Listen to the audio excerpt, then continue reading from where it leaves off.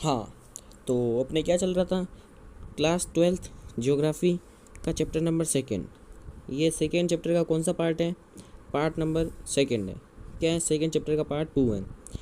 कल अपन ने क्या क्या देखा था वो पहले रिपीट करेंगे, और फिर आज के इस लेक्चर में अपन क्या करेंगे, जो PYQ है, PYQ भी देखेंगे। प्रीवियस ईयर के क्वेश्चन, पिछले जो वर्ष है उसमें पूछे गए कुछ प्रश्न देखेंगे इसी चैप्टर के, सिर्फ इस चैप्टर के देखेंगे। फिर धीरे धीरे अपन ऐसे ही करते जाएंगे और सारे चैप्टर के PYQs भी देखते रहेंगे, पिछले साल के प्रश्न उत्तर भी देखते रहेंगे और उनको सॉल्व करते रहेंगे और साथ साथ में पढ़ते रहेंगे। तो कितने साल के देखेंगे, 6 साल के, 6 साल तक के क्वेश्चन आंसर देखेंगे। और 6 साल के क्यों लिए, तो बीच में थोड़ा क्या हो गया था कि NCERT वापस लगी हुई थी, और फिर पहले क्या चलती थी, पहले राजस्थान अध्ययन की एक अलग से बुक आती थी वो चलती थी। NCERT अभी से चलना शुरू हुई है अभी, जो इसलिए 6 साल के तक के अपन देख लेंगे, जितने साल तक अपन देख सकते हैं वो देख लेंगे, और उसमें से क्वेश्चन आएंगे, ये फिक्स है। और आज अपन वो देखेंगे। आज कौन सा है, पार्ट 2। तो पहले अपन क्या करते हैं, कल वाला पहले रिपीट कर देते हैं। कल वाला क्या करते थे, पहले पूरा रिपीट कर देते हैं, फिर अपन नया पढ़ेंगे, क्योंकि रिपीट करना बहुत ज़रूरी है। क्या करना ज़रूरी है, रिपीट करना। तो रिपीट करते हैं फटाफट। कल अपन ने क्या देखा था, विश्व जनसंख्या वितरण, घनत्व एवं वृद्धि। सबसे पहले अपन ने क्या जाना था कि जनसंख्या क्या होती है। तो अपन ने जाना था जनसंख्या क्या होती है, जनसंख्या किसे कहते हैं, लोगों की संख्या को ही क्या कहते हैं, जनसंख्या। और जनसंख्या वितरण के बारे में अपन ने क्या जाना था, भूपृष्ठ पर लोग किस प्रकार वितरित यह है भूपृष्ठ पर लोगों का फैलाव, उसको क्या कहते हैं, जनसंख्या वितरण। मतलब कि जनसंख्या का वितरण कैसा है। और ये मैंने कहा था कि आप खुद बताओगे, तो इसका आंसर मैं आज बता देता हूँ कि भारत कौन से नंबर पे है, 2nd नंबर पे, और अमेरिका कौन से नंबर पे, 3rd नंबर पे। किसके मामले में, जनसंख्या के मामले में। किसके मामले में, जनसंख्या के मामले में। समझ में आया सर। जनसंख्या घनत्व मतलब डेंसिटी। वहाँ का जनसंख्या घनत्व मतलब क्या है, डेंसिटी। एक इकाई क्षेत्रफल में निवास करने वाली जनसंख्या को क्या कहते हैं, जनसंख्या घनत्व कहते हैं। समझ में आया। इसकी परिभाषा नहीं लिखाई क्या, वह कोई नहीं, अभी बोल देता हूँ ना। एक इकाई क्षेत्रफल में निवास करने वाली जनसंख्या को क्या कहते हैं, जनसंख्या घनत्व। और अब अपन क्या देख रहे थे, हाँ, जनसंख्या घनत्व के लिए अपन ने कुछ उदाहरण देखे थे कि जनसंख्या वृद्धि और घनत्व दोनों मतलब अलग भी हो सकते हैं। क्या अलग हो सकते हैं कि जनसंख्या तो किसकी भी ज़्यादा हो सकती है, किसी मतलब कि देखो, ये जैसे उत्तर प्रदेश और बिहार है, जनसंख्या में तो उत्तर प्रदेश ज़्यादा है, पर घनत्व में कौन ज़्यादा है, बिहार। मतलब कि मैं कहना ये चाहता हूँ कि जो जनसंख्या अलग चीज़ है और घनत्व थोड़ा अलग चीज़ है। घनत्व, जिसकी जनसंख्या कम है उसका भी घनत्व ज़्यादा हो सकता है, और जिसकी जनसंख्या ज़्यादा है उसका भी घनत्व कम हो सकता है। कहने का मतलब ये है, क्योंकि जिसकी जनसंख्या ज़्यादा है उसका एरिया भी ज़्यादा हो सकता है। वापस जितना एरिया है, एरिया के अनुसार जो अपना क्षेत्रफल है उसके अनुसार अपना घनत्व निकलता है। समझ में आया। और इसका अपन ने सूत्र देखा था, क्या था, कुल घनत्व बराबर कुल, पहले जनसंख्या लिखा अपन ने, इसलिए अपन ने पहले ऊपर क्या लिख दिया, जनसंख्या, कुल जनसंख्या बराबर कुल क्षेत्रफल। समझ में आया। ये अपन ने वापस 1-2 बार समझ जाता था कि अच्छे से समझ में आए। ये हो गया वृद्धि, जनसंख्या वृद्धि अपन ने देखी थी। क्या देखी थी कि 2015 में एक क्षेत्र है, उसकी जनसंख्या कितनी है, 9, और 2025 में ये कितनी हो गई, 25। तो किसी निश्चित अवधि, कितनी अवधि है, 10 वर्ष। कितनी अवधि है, 10 वर्ष। 10 वर्ष की अवधि के मध्य किसी निश्चित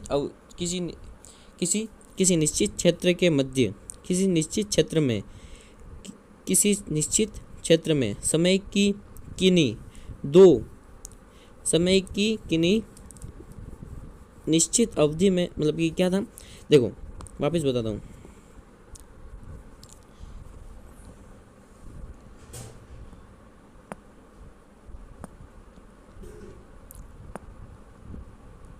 हाँ, ये देखो, किसी क्षेत्र में समय की किसी निश्चित अवधि के दौरान बसे हुए लोगों की संख्या में परिवर्तन को ही क्या कहते हैं, जनसंख्या वृद्धि कहते हैं। मतलब अभी बताते हैं। किसी निश्चित क्षेत्र में जैसे कि कोई निश्चित क्षेत्र है, क्या है, कोई निश्चित क्षेत्र है, जैसे कि अपन ने कोई एक क्षेत्र ले लिया, ये ले लिया, इसकी जनसंख्या अपन ने 2015 में देखी कितनी थी, 8, वापस गए 2025 में कितनी हो गई, 20। जनसंख्या में परिवर्तन तो आया है भाई साहब। कब आया है, 10 वर्षों के दौरान आया है। इसको ही कह देते हैं जनसंख्या वृद्धि कहते हैं। समझ में आया? समझ में आया सर, कल ही आ गया था, शाबाश। और ये थोड़े PYQs हैं, ये अपन बाद में करेंगे। तो आज अपन क्या शुरू कर रहे हैं अब अपन शुरू कर रहे हैं वापिस। अब अपने क्या देखना था, कल अपने एक चीज़ रह गई थी। क्या रह गई थी? जॉन ब्री केसी का जो एक वो था कथन, उन्होंने जनसंख्या के बारे में क्या कहा था, वो अपना क्या कर रहा था, छूट रहा था। तो वो क्या करेंगे अपन, सबसे पहले वो कर लेंगे, फिर अपन क्या करेंगे, आगे चले जाएंगे। आगे अर्थात मतलब कि अपने टॉपिक में आगे है जनसंख्या वृद्धि को और कई सारी चीज़ें। जनसंख्या वृद्धि वाला टॉपिक थोड़ा बड़ा है, उसको देखेंगे। और अपन ने इसमें क्या देखना था, जनसंख्या वितरण। जनसंख्या वितरण के लिए जॉन ब्री केसी ने कुछ स्टेटमेंट दिया था। क्या कहा था इन्होंने, कोई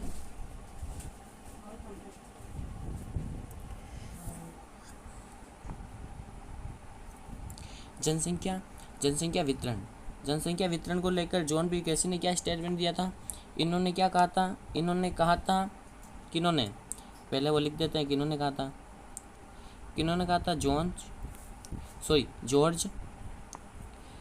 जॉर्ज बी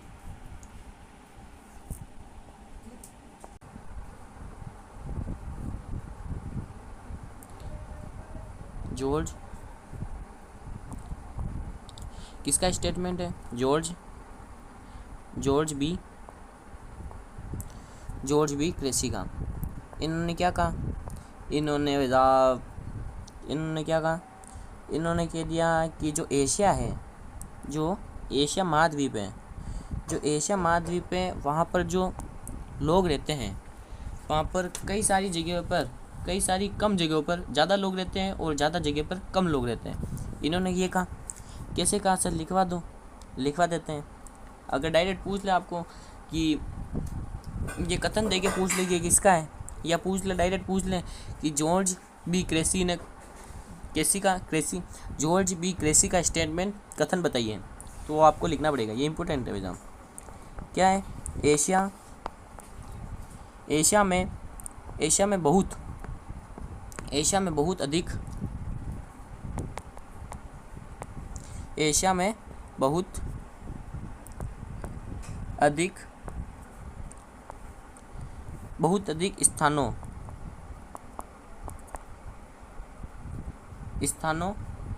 बहुत अधिक स्थानों पर कम लोग और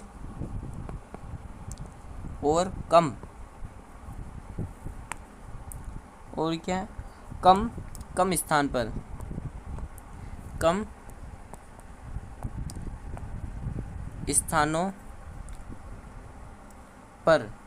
कम स्थानों पर बहुत अधिक लोग रहते हैं। समझ में आया सर?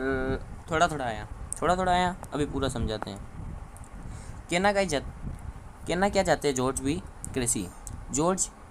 क्रेसी, नाम याद रखना है, सिंपल।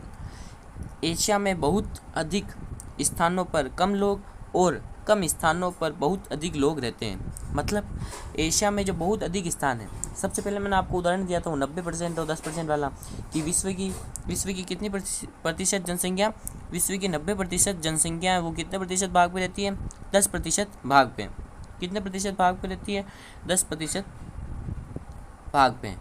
हो, ये ऐसा ही स्टेटमेंट इनका ही है। पहले मैंने आपको क्या उदाहरण दिया था कि जो विश्व की 90% क्या है, 90% जनसंख्या, 90% जो जनसंख्या है वो कितने प्रतिशत भाग पर रहती है, पृथ्वी के केवल 10% भाग पर। कितने प्रतिशत भाग पर, 10% भाग पर। तो इसका मतलब क्या हो गया, बाकी जो बची हुई 90% जनसंख्या है, क्या बाकी जो बची हुई 10% जनसंख्या है वो कितने प्रतिशत भाग पे रह रही है, 90% भाग में। समझ रहे हो आप कि आपका एक घर है, आपके घर में 10 कमरे हैं। कितने कमरे हैं, 10 कमरे हैं। एक कमरे में तो 9 लोग रह रहे हैं और बाकी बचे जो 10 कमरे हैं ना उसमें सिर्फ बाकी जो बचे 9 कमरे हैं ना उसमें सिर्फ कितने जने रह रहे हैं, एक जना है। कितना जना रह रहा है, एक जना। 90% का ये मतलब है कि बहुत जो देखो, ये आपका वो कमरा है, इसमें कितने कमरे हैं, 10। कितने कमरे हैं, 10। ये 2 4 5 6, ये 10, 2 2 2 2 4 2 6 2 4 2 5 10 कमरे हो गए। हाँ सर हो गए। इसमें जो एक कमरा है इसमें कितने लोग रह रहे हैं, 9 लोग। और इन सब कमरों में कितने लोग रह रहे हैं, केवल एक। समझ में आया। यही कहना जा रही हैं कि यही कह रहे हैं कि एशिया में बहुत अधिक स्थानों पर कम लोग, बहुत अधिक स्थान है, 9 कमरे एक जने के लिए। बहुत अधिक स्थान पर कितने लोग हैं, कम लोग हैं। और कम स्थानों पर बहुत अधिक लोग रहते हैं और सिर्फ एक कमरे में कितने लोग रह रहे हैं, 9 लोग। कितने लोग रह रहे हैं, 9 लोग। देखते हैं जनसंख्या जो परिवर्तन है उसके घटक कौन कौन से हैं। किसके घटक, जनसंख्या परिवर्तन के घटक। समझ में आया सर। तो सर कितने घटक होते हैं, तो बच्चा 3 घटक होते हैं। कितने घटक होते हैं, 3। सर 3 घटक होते हैं। हाँ भाई 3 घटक होते हैं। कौन कौन से होते हैं, तो एक होता है जन्म। कौन कौन से होते हैं, एक होता है जन्म, दूसरा होता है मृत्यु और तीसरा होता है प्रवास। प्रवास के बारे में तो मैंने कल थोड़ा बताया था। हाँ वही प्रवास मतलब एक स्थान से दूसरे स्थान पर जाना। समझ में आया। प्रवास मतलब एक स्थान से दूसरे स्थान पर जाना। समझ में आया। तो सबसे पहले अपन ने क्या देखा था, जन्मदर। जो जन्म है उसको किससे निकालते हैं, जन्मदर से। जन्मदर का पूरा नाम क्या है, संशोधित जन्म दर। जो जन्म है, जन्म को कैसे निकालते हैं अपन, CBR के द्वारा, क्रूड बर्थ रेट। अशोधित बर्थ मतलब जन्म, रेट मतलब दर, अशोधित जन्म दर। समझ में आया। और जो मृत्यु है उसको कैसे निकालते हैं, अशोधित डेथ रेट, CDR, अशोधित डेथ रेट। समझ में आया। हाँ सर समझ में आ गया, अच्छी बात है, आ गया। तो अब प्रवास बचा। प्रवास को कैसे निकालेंगे, प्रवास में कई सारे फैक्टर्स होते हैं, जैसे आप्रवास, उत्प्रवास, ऐसी चीज़ें। वो चीज़ें भी अपन समझेंगे आगे, प्रवास पूरा अलग से समझेंगे। समझ में आया। जन्म दर देख लिया, मृत्यु दर देख लिया, अब क्या बचा, प्रवास। इतना सा क्वेश्चन आएगा कि जनसंख्या परिवर्तन के घटक कौन कौन से होते हैं, जन्म और मृत्यु। आगे कुछ नहीं पूछेगा, इनकी परिभाषा पूछ लेगा कि CBR का फुल फॉर्म क्या होती है, CDR का फुल फॉर्म, CBR का full form, crude birth rate, crude death rate. बीच वाला याद रखना है बस, ये तो मैंने बता ही दिया। हाँ अब आता है प्रवास। क्या, प्रवास का सिंपल में मतलब समझो। प्रवास का क्या समझो, सिंपल में मतलब क्या, प्रवास का सिंपल में मतलब कि सिंपल में प्रवास का मतलब क्या होता है, प्रवास का मतलब क्या होता है, एक स्थान से दूसरे स्थान पर जाना। क्या करना, एक स्थान से दूसरे स्थान पर जाना। वो आप किसी के लिए भी जा सकते हो, या आप इनकम पैसे के लिए जा सकते हो, या आप रोजगार के लिए जा सकते हो, या आप पढ़ने के लिए जा सकते हो। जैसे कई सारे लोग जाते हैं बाहर कि उनके सिटी में इतनी सुविधा नहीं है, इसलिए दूसरी सिटी में चले जाते हैं, दूसरे शहर में क्या करने जाते हैं, पढ़ाई करने चले जाते हैं। तो तो क्या होता है प्रवास। प्रवास में दो चीज़ें होती हैं, एक तो होती है आप्रवास और एक होती है उत्प्रवास। सबसे पहले अपन दोनों को ही साथ में समझते चलते हैं। ये कोई आदमी है, हाँ, ये किसी जगह पर रहता है। कौन सी जगह? ए जगह पर रहता है। समझ में आया? हाँ सर समझ में आ गया। अब अब जो ये ए जगह पर रहता है, जहाँ पर ये रहता है वहाँ पर क्या है, थोड़ी असुविधाएं हैं। जहाँ पर क्या है, इसके मतलब कि इसको क्या बनना है, इसको बड़ा आदमी बनना है। जो जहाँ पर ये रहता है वहाँ पर क्या है, शिक्षा की कमी है, शिक्षा नहीं है, स्वास्थ्य की सुविधाएं भी नहीं है। स्वास्थ्य स्वास्थ्य की स्वास्थ्य सुविधा स्वास्थ्य सुविधा भी नहीं है, और कई सारी चीज़ें नहीं है। यहाँ पर स्वच्छता नहीं है, ऐसा ऐसा ऐसा है। अब ये सोच रहा है इसके आसपास ही एक और जगह है। ये वो क्या है, उसका नाम है बी, उसका नाम बी है।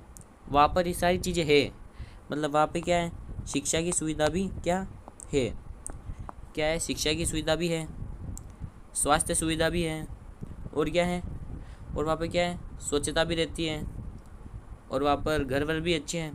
तो ये क्या सोच रहा है कि यहाँ से यहाँ पर चला जाऊँ। तो ये कहाँ आ गया, यहाँ पर आ गया। आप भी जाओगे? आप सोचो, आप एक जगह पर रह रहे हो, आप किसी जगह रह रहे हो, आपको पढ़ना है, और वहाँ पर 12वीं आपको 12th क्लास पढ़नी है, और उस जो जगह है, जो स्थान है, वहाँ पर वहाँ की स्कूल में 12th क्लास है ही नहीं। तो आप उसके लिए बाहर जाओगे, समझ लो आप बाहर गए। आपको ये हो गया। समझ में आया? समझ में आया सर। किसी स्थान से एक स्थान से दूसरे स्थान पर जाना ही क्या होता है, प्रवास होता है। पूरा समझ में आया? हाँ सर पूरा समझ में आया। ठीक है भाई साहब, आगे चलते हैं। आगे चले तो अब अपन प्रवास को पूरा समझते हैं। ये तो अपन ने एक उदाहरण देखे कि आपको मतलब समझ आ जाए, इसलिए ये एक स्थान है, ये क्या है, दूसरा स्थान है, ये क्या है, एक स्थान है, ये क्या है, दूसरा स्थान है। सिंपल, इतनी मुश्किल बात तो मैंने अभी तक बताई नहीं।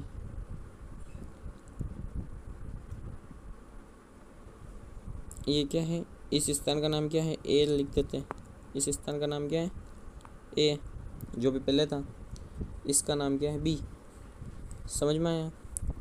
कोई वैसे बड़ी बात नहीं बता दी मैंने, जो भी पहले बताई थी वही बताई है, जो पहले बताई थी वही बात बताई है। समझ में आया? हाँ सर समझ में आया। अब क्या बताना चाह रहे हो आप? हाँ अभी बताता हूँ। तो अब अपन क्या देखेंगे, अब अपन कुछ बातें देखेंगे, कुछ नाम है इनके वो देखेंगे।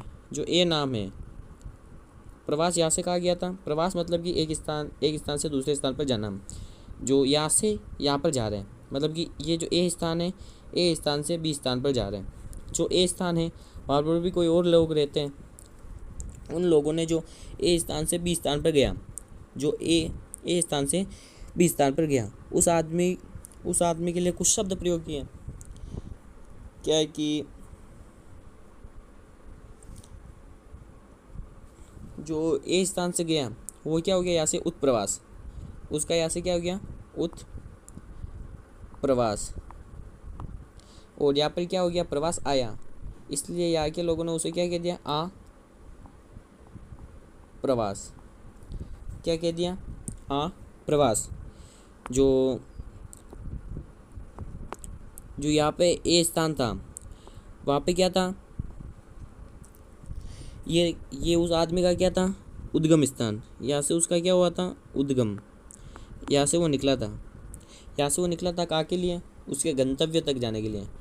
गंतव्य स्थल, कौन सा स्थल, गंतव्य स्थल। समझ में आया? हाँ सर समझ में आया। ठीक है आगे बढ़ूँ? हाँ सर आगे बढ़ूँ। और यहाँ पर उत्प्रवास, यहाँ पर आप्रवास। ये कौन सा है? उद्गम स्थान। ये कौन सा है? गंतव्य स्थान। यहाँ पर क्या हो गया? इसकी जनसंख्या क्या हो गई? कम। यहाँ पर जनसंख्या क्या हो गई? कम, मतलब ऋणात्मक। जनसंख्या क्या हो गई? कम, मतलब माइनस। जनसंख्या क्या हो गई? माइनस हो गई। और यहाँ पर जनसंख्या क्या हो गई? प्लस हो गई। क्या हो गई? प्लस हो गई। समझ में आया? समझ में आया सर। आगे बढ़ूँ? आगे बढ़ लो सर। ठीक है, प्रवास समझ में आ गया? हाँ सर, आ गया। सिंपल है, यही होता है प्रवास। एक स्थान से दूसरे स्थान पर जाना, ही क्या कहलाता है? प्रवास। जिस स्थान से प्रवास शुरू होता है, मतलब कि जिस स्थान से प्रवास कहीं पर जाता है, उस स्थान को क्या कहते हैं? उद्गम स्थल। और जहाँ पर प्रवास पहुँचता है उसे क्या कहते हैं? गंतव्य स्थल। सिंपल, सिंपल है। और जिस स्थान से वो जाता है उसे वहाँ पर क्या कहते हैं? उत्प्रवास। और जहाँ पर प्रवास आता है उसे क्या कहते हैं? आप्रवास। समझ में आया? हाँ सर, समझ में आया। और जो अब अपन देखेंगे कि यहाँ पर क्या क्या असुविधाएं थी जिसकी वजह से इससे यहाँ पर जाना पड़ा। ये देखो, यहाँ पर शिक्षा की कमी थी, स्वास्थ्य सुविधाओं की कमी थी, और यहाँ पर क्या नहीं था? स्वच्छता नहीं थी, रोजगार नहीं था। इसलिए इसको, प्रवास को या व्यक्ति को कहाँ जाना पड़ा? डी स्थान पर जाना पड़ा। समझ में आया? हाँ। तो यहाँ पर जो कमियाँ हैं उसे ही क्या कहते हैं? प्रतिकर्ष कारक। प्रतिकर्ष मतलब कि अनुकूल नहीं है उसके, प्रतिकर्ष हैं। समझ में आया? और जहाँ पर वो 20 स्थान पर गया वहाँ पर क्या क्या थी? शिक्षा की सुविधाएं थी, स्वास्थ्य सुविधाएं थी, स्वच्छता थी, रोजगार था।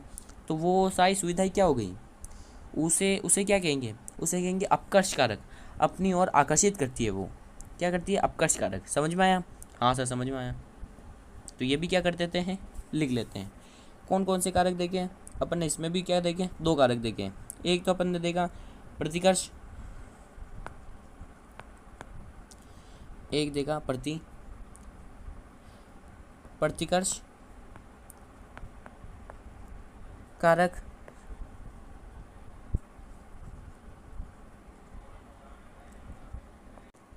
ये क्या है? प्रतिकर्ष कारक। और ये कौन सा हो गया? अपकर्ष। अपकर्ष अपकर्ष कारक। जो प्रतिकर्ष कारक है, प्रतिकर्ष, अपकर्ष मतलब अपकर्ष से यात्रियों को आकर्षित कर रहे हैं। आकर्षित कौन से कारक करेंगे? अच्छे अच्छे कारक। वो अच्छे अच्छे कारक इधर लिख दो। अपन ने 2 कारक देखे थे, सिर्फ 2 कारक। कौन कौन से देखे थे? ये देखो, एक तो ये शिक्षा वाले हैं, अच्छे अच्छे शिक्षा थी, स्वास्थ्य था, सुविधाएं सब थी इसमें। और एक देखा था जिसमें ये नहीं थे। अपकर्ष, आकर्षित कौन से कारक करेंगे? जिसमें ये सारी चीज़ें होगी, जैसे शिक्षा होगी, स्वास्थ्य सुविधाएं होगी, ये सारी चीज़ें होगी। तो ये किसमें लिखेंगे? अपकर्ष कारक में क्या लिखेंगे? शिक्षा, स्वास्थ्य, शिक्षा, स्वास्थ्य सुविधाएं, अनुकूल जलवायु,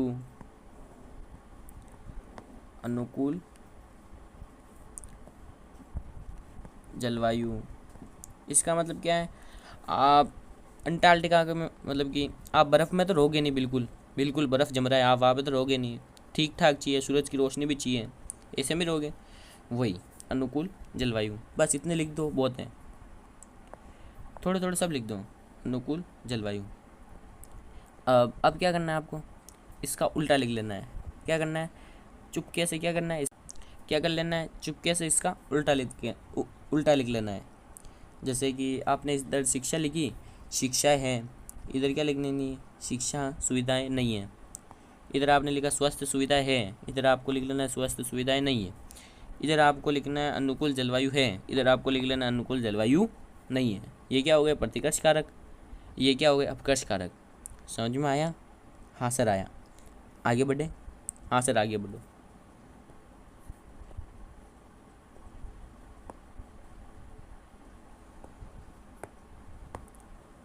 हाँ, तो ये हो गया।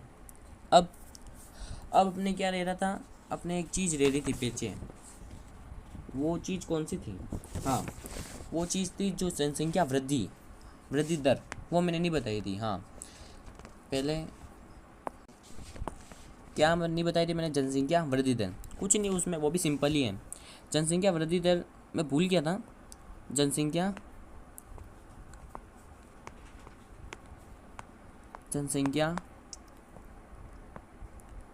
वृद्धि दर, इसमें आपको याद क्या रखना है? जनसंख्या वृद्धि दर ये होती है। इसमें क्या होती है? अपन ने वो उदाहरण लिया था, कौन सा उदाहरण लिया था? जनसंख्या का ये वाला, कि 2015 में इतनी थी, 25 में इतनी हो गई। 2015 में कितनी थी? 9, और 25 में कितनी हो गई? 25, जनसंख्या 25 हो गई। तो अब ये जो जनसंख्या है ये अपन ने किस में लिख मिला है? किस में लिख रखा है? नंबर में। अगर अपन इसको प्रतिशत में लिख दें तो क्या हो जाएगी? जनसंख्या वृद्धि दर। इतना सही होता है सर? हाँ, इतना सही होता है। हाँ, इतना सही होता है। बस ये क्या हो गई? जनसंख्या वृद्धि दर। सिंपल है। किस में लिखना? प्रतिशत में। जनसंख्या वृद्धि को किस में व्यक्त करना? प्रतिशत में व्यक्त करना ही क्या कहलाता है? जनसंख्या वृद्धि दर। समझ में आया? हाँ, समझ में आ गया। रिपीट मारूँ?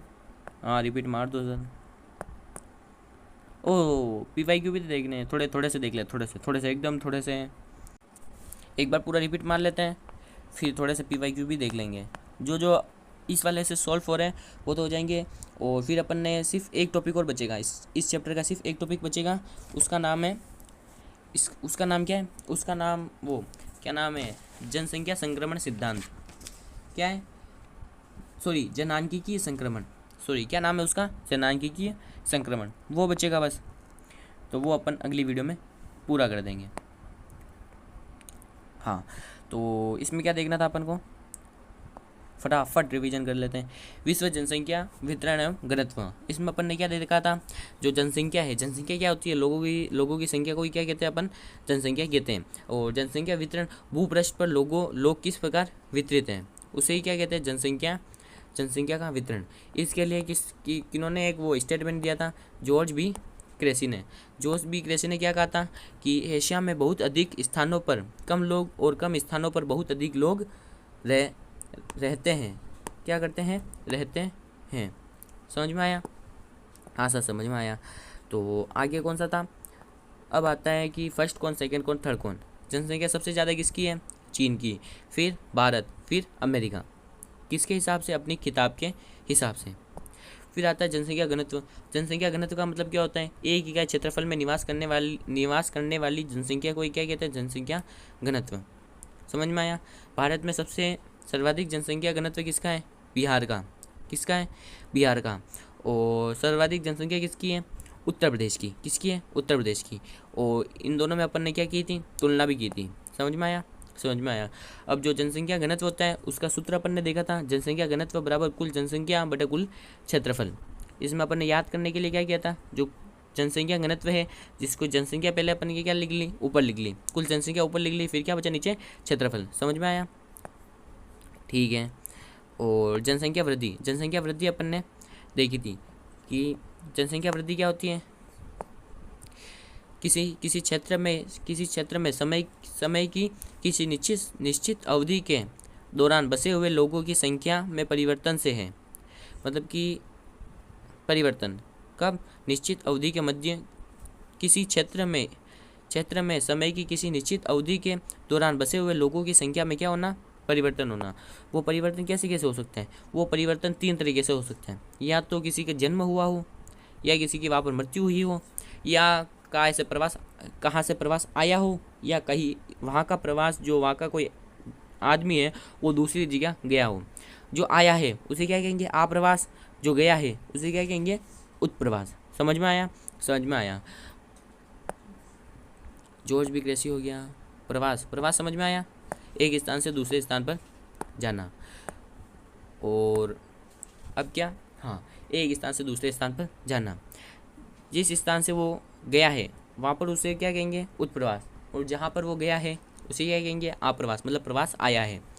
और जिस स्थान से वो गया है उसे क्या कहेंगे? उद्गम स्थल।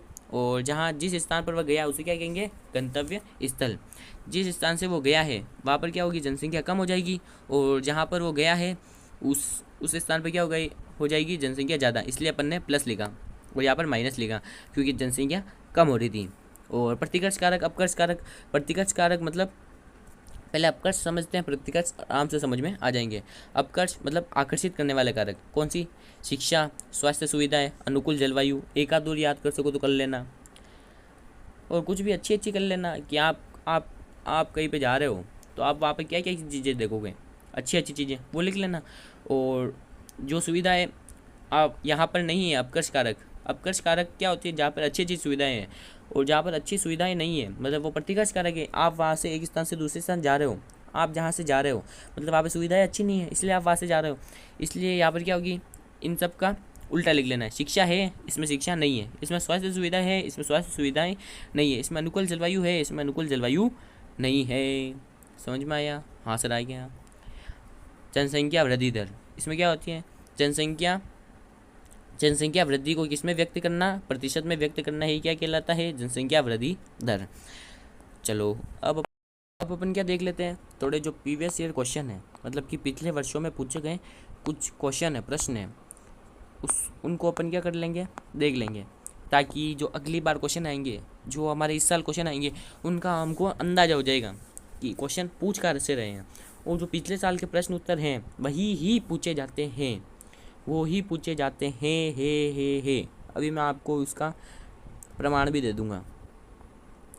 ये कितने वर्षों के प्रश्न उत्तर हैं? 6 वर्षों के, पिछले 6 वर्षों के। हाँ, तो अपन क्या देख रहे थे? पिछले 6 वर्षों के प्रश्न उत्तर, PYQs। कितने साल के? पिछले 6 साल के। और PYQ से ही आपका पेपर बनेगा, ये क्या है? गारंटी है। क्यों? मैं आपको अभी प्रमाण भी दे दूंगा कि क्वेश्चन रिपीट होते हैं। क्या होते हैं? रिपीट होते हैं, बस उनकी थोड़ी सी लैंग्वेज चेंज हो जाती है, और क्वेश्चन वो का वही होता है। समझ में आया? समझ में आया। तो अपन कितने साल के क्वेश्चन आंसर देखेंगे? 6 वर्षों के, पिछले 6 वर्षों के। कौन कौन से? केवल इस चैप्टर के देखेंगे, और ऐसे अपन चैप्टर करते जाएंगे और PYQs देखते जाएंगे। समझ में आया? समझ में आया। इसमें तो अपन चैप्टर थोड़ा लेट देख रहे हैं, मतलब कि चैप्टर ख़त्म होने के बाद थोड़ा लेट देख रहे हैं। कौन? PYQ। पर अगले चैप्टर से अपन क्या करेंगे कि ये टॉपिक ख़त्म हुआ और टॉपिक ख़त्म होते ही क्या कर देंगे? PYQ, प्रीवियस ईयर क्वेश्चन देख लेंगे। समझ में आया? हाँ सर समझ में आ गया। तो शुरू करते हैं अब। सबसे पहले जनसंख्या के वितरण को प्रभावित करने वाले 2 भौतिक कारकों के नाम लिखिए। कौन से कारक? भौतिक कारक। भौतिक कारक क्या होते हैं? मतलब कि जिन्हें आप छूकर देख सको। समझ में आया? जिन्हें आप क्या कर सको? छूकर देख सको। क्या कर सको?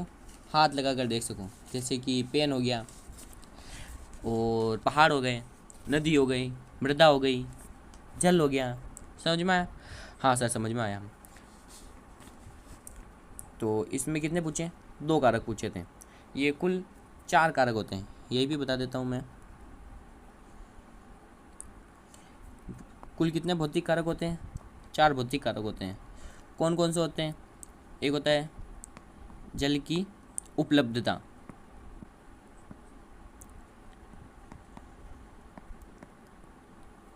जल की उपलब्धता, और एक जलवायु, और एक मृदा, मृदा मतलब मिट्टी, मृदा, और एक भू आकृति।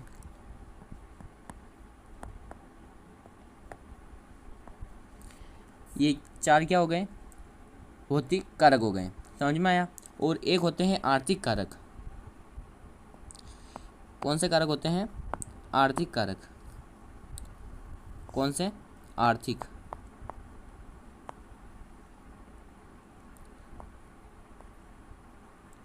आर्थिक कारक। कौन से कारक होते हैं? आर्थिक कारक। इनमें कौन कौन से आर्थिक कारक में कौन कौन से कारक आते हैं? जैसे खनिज, जैसे कि किसी जगह है, वहाँ पर कोई खनिज मिल गया तो वहाँ पर उद्योग धंधे लगेंगे, और फिर वहाँ पर क्या आएंगे, खनिज आप निकालोगे कैसे, मजदूरों की मदद से। तो वहाँ पर क्या हो गए, जनसंख्या धीरे धीरे बढ़ने लग जाएगी। इसलिए वो भी एक प्रभाव डालता है किसके, जनसंख्या के वितरण पर।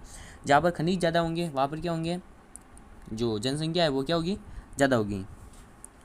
एक होता है नगरीकरण, जहाँ पर नगर होगा, नगर में जनसंख्या ज़्यादा होती है, ये तो बताने की ज़रूरत ही नहीं है। और एक और औद्योगिकरण, जैसे कि कोई भी शहर है और वहाँ पर क्या है, कई सारे उद्योग हैं, क्या है, उद्योग हैं। तो वहाँ पर उद्योगों में कौन काम करेंगे, मजदूर, और कई सारे लोग काम करेंगे। तो वो लोग रहेंगे कहाँ, उसी शहर में रहेंगे। तो वहाँ की धीरे धीरे जनसंख्या क्या हो जाएगी, बढ़ने लग जाएगी। समझ में आया। आर्थिक कारक में कौन कौन से कारक आते हैं, खनिज, नगरीकरण और औद्योगिकरण। और भौतिक कारक में कौन कौन से कारक आते हैं, जल की उपलब्धता, जलवायु, मृदा और भू आकृति। समझ में आया। हाँ सर, समझ में आ गया। अब अपन देखते हैं ये क्या पूछा हो गया है, ये क्या पूछा गया है। 2011 की जनगणना के अनुसार भारत में सर्वाधिक जनसंख्या घनत्व वाला राज्य है। ये मैंने आपको बताया था, अभी बताता हूँ, आप बताओ जब तक कमेंट करके, मैं अभी बताता हूँ। ये मैंने बताया था, भारत में सर्वाधिक जनसंख्या घनत्व वाला राज्य कौन सा है, बिहार। कौन सा है, बिहार। समझ में आया। हाँ सर, समझ में आया। तो क्या लिखूँ सर, आप लिख लो बिहार। सर्वाधिक जनसंख्या घनत्व वाला राज्य कौन सा है, बिहार। अब जनसांख्यिकीय संक्रमण सिद्धांत की अवस्था में उच्च प्रजननशीलता व उच्च मृत्यु दर होती है। ये अपन बाद में करेंगे, क्योंकि ये जनसांख्यिकीय संक्रमण सिद्धांत ये आपको पढ़ाना अभी क्या है, बाकी है।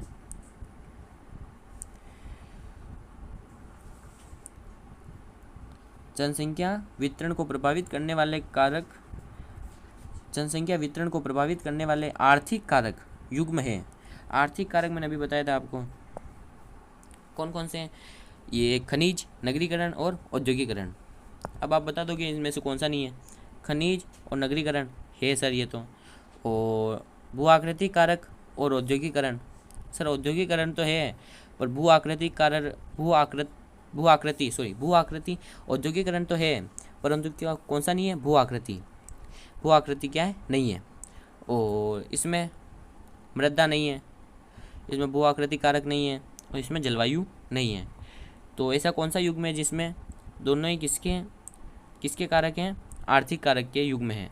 तो कौन सा है, खनिज और नगरीकरण। समझ में आया, समझ में आया। अब होता है प्रवास की धाराएं बताइए। कौन कौन सी धाराएं होती हैं। एक तो होती है कि आप जाओ नगर से आप जाओ कहाँ से कहाँ तक, या तो आप जाओ नगर से ग्रामीण। हाँ, तो अपन कहाँ पे थे, प्रवास की, जो हमारा प्रवास है, प्रवास का मतलब क्या होता है, एक स्थान से दूसरे स्थान पर जाना। प्रवास की धाराएं बताइए, कौन कौन सी धाराएं होती हैं। एक तो होती है नगर मतलब नगरीय, नगरीय से ग्रामीण। कहाँ से, नगरीय से ग्रामीण, ये एक हो गई। कितनी धाराएं कितनी होती हैं, 4। प्रवास की कितनी धाराएं होती हैं, 4। नगर से ग्रामीण जाओ, अब सर ग्रामीण से भी नगर में आओ, ग्रामीण से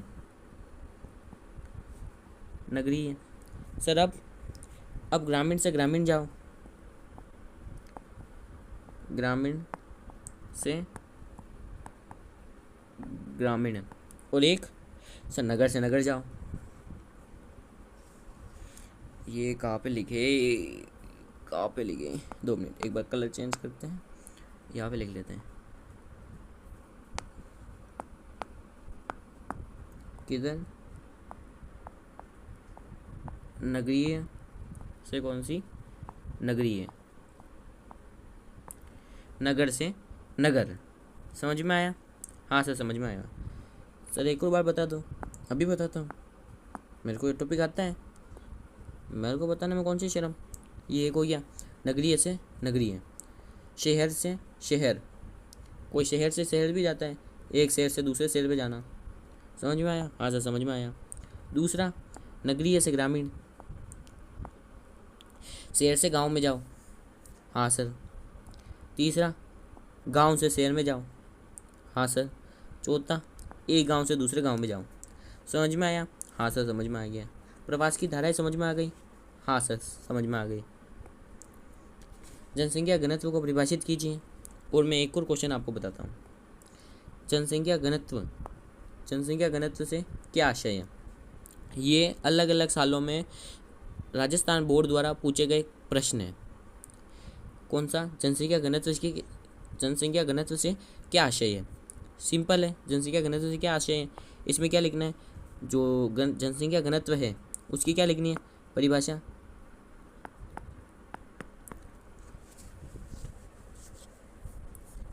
क्या लिखनी है? जनसंख्या घनत्व की परिभाषा और सूत्र। जनसंख्या घनत्व का क्या लिखना है? सूत्र। कौन सा वाला? वो जनसंख्या घनत्व बराबर कुल जनसंख्या बटे कुल क्षेत्रफल, वो वाला क्या लिखना है? पूरा फॉर्मूला लिखना है। समझ में आया? ये लिखना है। इसमें क्या आशय है, जनसंख्या घनत्व से क्या आशय है इस वाले क्वेश्चन में। और जनसंख्या घनत्व को परिभाषित कीजिए, मतलब इसकी परिभाषा बतानी है। इसमें भी क्या लिखनी है? परिभाषा तो लिखनी है। और अगर आप वो सूत्र लिखो तो और अच्छे नंबर मिलेंगे।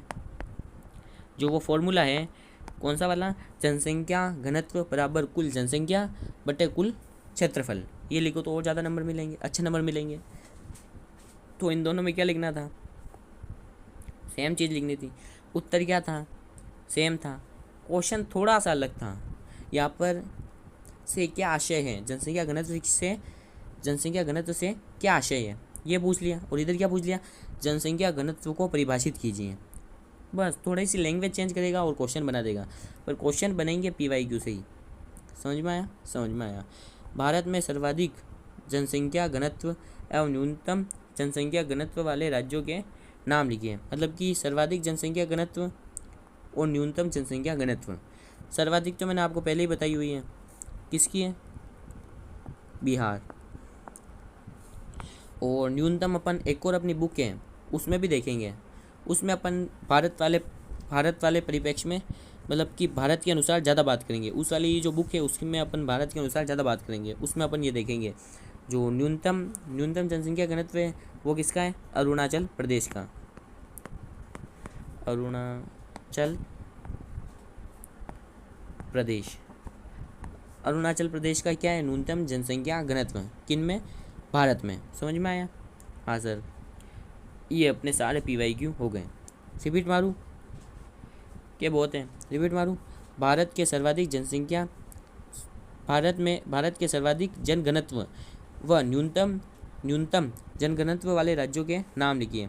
एक कौन सा हो गया? सर्वाधिक बिहार, और एक न्यूनतम अरुणाचल प्रदेश। क्या? घनत्व। जनसंख्या घनत्व से क्या आशय है? परिभाषा और सूत्र। क्या लिखनी है इसमें? इस क्वेश्चन में क्या लिखनी है? जनसंख्या घनत्व की परिभाषा लिखनी है और क्या लिखना है? उसका सूत्र लिखना है। इस वाले क्वेश्चन में भी सेम है। और ये क्वेश्चन हो गया। प्रवास की धाराएं बताइए। कौन कौन सी? नगरीय से नगरीय, नगरीय से ग्रामीण, ग्रामीण से नगरीय, और ग्रामीण से ग्रामीण। और ये वाला क्वेश्चन, जनसंख्या वितरण को प्रभावित करने वाले आर्थिक कारक युग्म है। कौन सा? खनिज और नगरीकरण। और ये वाला क्वेश्चन जनांकीय संक्रमण सिद्धांत, ये तो अपन बाद में करेंगे। ये 2011 की जनगणना के अनुसार भारत में सर्वाधिक जनसंख्या घनत्व वाला राज्य है। कौन सा है? बिहार। और न्यूनतम किसकी है? अरुणाचल प्रदेश की। और जनसंख्या के वितरण को प्रभावित करने वाले 2 भौतिक कारकों के नाम लिखिए। अपन ने क्या किया? सारे भौतिक कारकों के नाम लिख लिए और आर्थिक कारक के भी नाम बता दिए। पर आपको परीक्षा में सिर्फ 2 पूछा है तो 2 के ही नाम लिखने हैं। कोई से भी 2 लिख दो, मृदा और भू आकृति लिख दो। समझ में आया? तो ये अपने पिछले 6 वर्षों के प्रश्न उत्तर कंप्लीट है, जितना आपने पढ़ा है उसके। और कल अपन क्या पढ़ेंगे? जनांकीय संक्रमण सिद्धांत। कौन सा? जनांकिकीय संक्रमण सिद्धांत, जनांकिकीय संक्रमण सिद्धांत, उसके अपन जो PYQ है वो क्या कर लेंगे बाद में कर लेंगे। कब? कल। तो मिलते हैं कल।